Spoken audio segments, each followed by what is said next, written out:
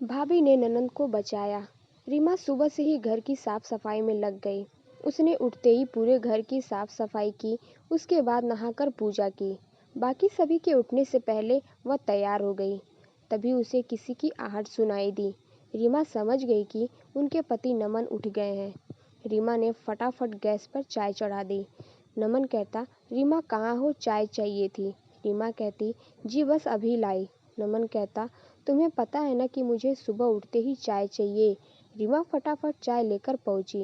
रीमा कहती, आज तो आपकी छुट्टी है, आज घर में बहुत काम है, इसीलिए मैंने सुबह चाय नाश्ते में न लगकर फटाफट सारी साफ सफाई कर डाली और नहा धोकर पूजा भी कर ली। नमन कहता, ठीक है, पर चाय तो कम से कम बना ही सकती थी। चलो अब बताओ मार्केट से क्या लाना है। रीमा कहती, जी अभी माँ से पूछ कर आती हूँ कि नाश्ते में क्या रखना है और खाने में क्या रहेगा। रीमा फटाफट चाय लेकर सुधा जी के कमरे में पहुँच गई। उनके पैर छुए और कहा, माँ जी, मेहमानों को नाश्ते में और खाने में क्या देना है। यह मार्केट जा रहे हैं तो मैंने सोचा सामान मंगा लेती हूँ। सुधा जी कहती, बहू, नाश्ते और खाने की पूरी लिस्ट मैंने कल रात को बना ही ली थी। यह नमन को दे देना, और हाँ, तुम अपना काम खत्म करके रश्मि के साथ ब्यूटी पार्लर चली जाओ, उसे ढंग से तैयार करा लाना। रीमा ने नमन को भेज दिया। उसके बाद वह रश्मि को जगाने गई। रीमा कहती, उठो दीदी, अभी तक सो रही हो, लड़के वाले आते ही होंगे। रश्मि कहती, क्या भाभी, अभी तो बहुत टाइम है, वैसे भी ये नुमाइश मुझे बहुत बुरी लगती है। रीमा कहती, यह तो हर लड़की को सहना ही पड़ता है। चलो फटाफट चाय पीकर तैयार हो जाओ, ब्यूटी पार्लर जाना है। दोपहर के समय लड़के वाले आ गए। लड़का इंजीनियर था। नमन लड़के को पहले से जानता था। सुधा जी ने देखभाल कर कहा कि ठीक है लड़का। सुधा जी किचन में गई और रीमा से पूछा। सुधा जी कहती, बहू, तुम्हें लड़का कैसा लगा। रीमा कहती, माँ जी, वैसे तो सब ठीक है, लेकिन इनका स्वभाव कुछ पसंद नहीं आ रहा है। आप ठीक से बात कर लीजिएगा। मेरा मतलब है दहेज वगैरह की क्या डिमांड है।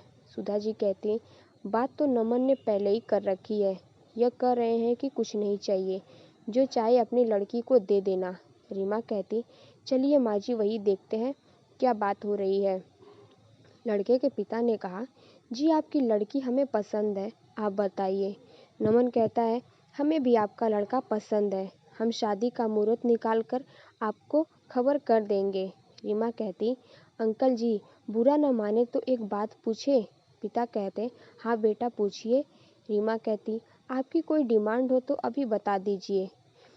पिता कहते, नहीं बेटा, हमें कुछ नहीं चाहिए, बाकी आप समझदार हैं, जो चाहे अपनी बेटी को दे दीजिएगा।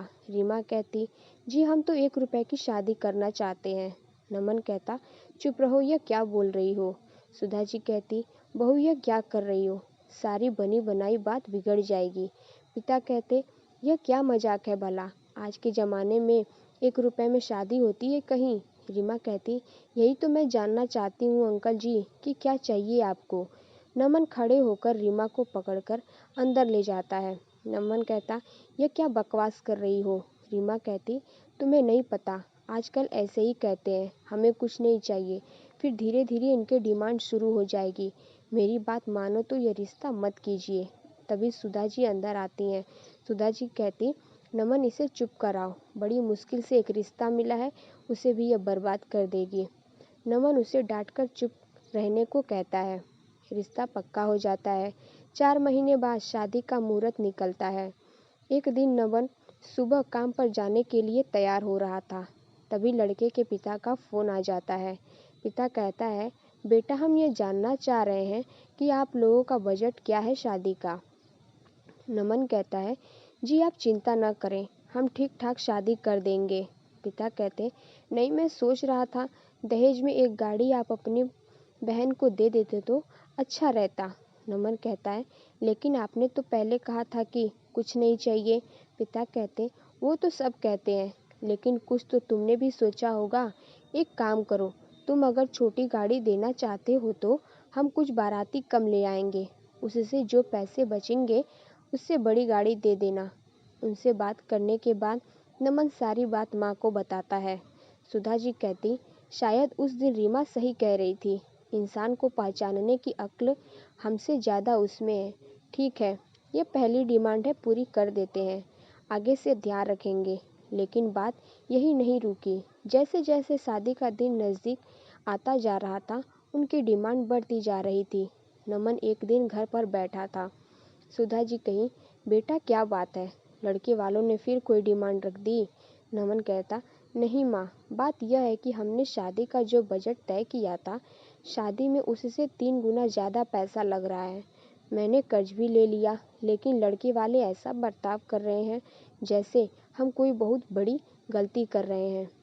रीमा कहती, मेरी बात मानिए, शादी के लिए अभी मना कर दीजिए। रश्मि के लिए बहुत अच्छे रिश्ते मिल जाएंगे, इनका मुंह हमेशा फटा रहेगा। लेकिन सुधा जी और नमन बदनामी के डर से लड़के वालों की हर डिमांड पूरी कर रहे थे। शादी के दिन सभी बहुत खुश थे। जैसे ही बारात आई, सबने बारात का स्वागत किया। नमन बहुत डरा हुआ था कि कहीं विदा से पहले एक और नई डिमांड न निकल आए। लड़का लड़की फेरे के लिए बैठने ही जा रहे थे कि लड़के के पिता ने कहा, नमन, वो गाड़ी कहीं नज़र नहीं आ रही।